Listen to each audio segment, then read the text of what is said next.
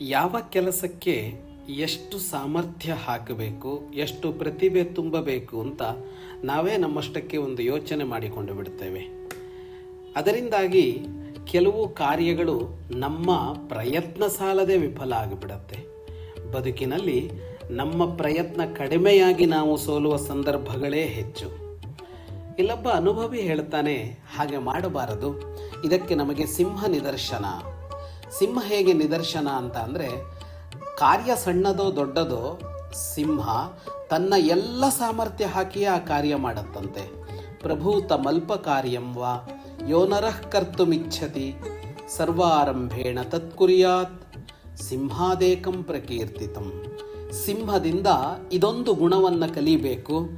ಕಾರ್ಯ ಚಿಕ್ಕದೋ ದೊಡ್ಡದೋ ಎಲ್ಲ ಪ್ರಯತ್ನವನ್ನು ಹಾಕಿಬಿಡಬೇಕು. ಶುಭಂ ಭೂಯಾತ್.